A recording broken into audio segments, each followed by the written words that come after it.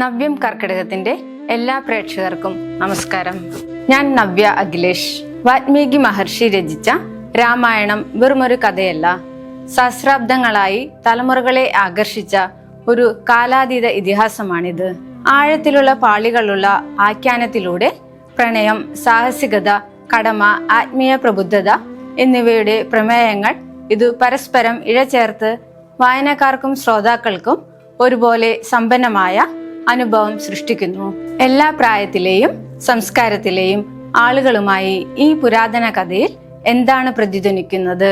വാൽമീകി രാമായണത്തെ ഇത്രയധികം ആകർഷകവും പരിവർത്തനാത്മകവുമായ ഒരു കഥയാക്കുന്നത് എന്താണെന്ന് നമുക്ക് നോക്കാം. രാമായണത്തിന്റെ കാതൽ ശ്രീരാമന്റെയും സീതയുടെയും പ്രണയകഥയാണ്. സാധാരണ കാര്യങ്ങൾക്കപ്പുറത്തേക്ക് പോകുന്ന ഒരു ബന്ധമാണിത്. ഭക്തി, ത്യാഗം, വിശ്വസ്തത എന്നീ തത്വങ്ങൾ അവർക്കിടയിൽ നിലനിൽക്കുന്നു. അവരുടെ പ്രണയം വെറും പ്രണയമല്ല, അത് ആത്മീയ ബന്ധത്തിന്റെ പരിവേക്ഷണമാണ്. അസുര രാജാവായ രാവണൻ സീതയെ തട്ടിക്കൊണ്ടുപോയതിനു ശേഷം അവളെ രക്ഷിക്കാനുള്ള രാമന്റെ അന്വേഷണമാണ് കേന്ദ്ര ഇതിവൃത്തം.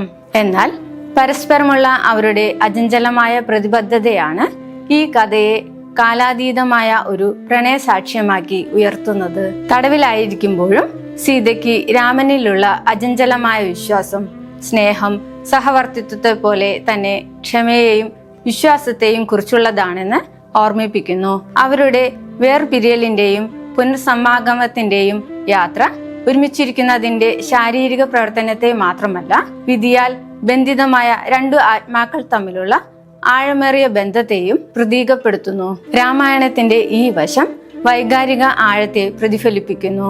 അത് പ്രണയത്തിന്റെ ശക്തിയിൽ വിശ്വസിക്കുന്ന എല്ലാവർക്കും ഇത് ഒരു പ്രിയങ്കര കഥയാക്കുന്നു.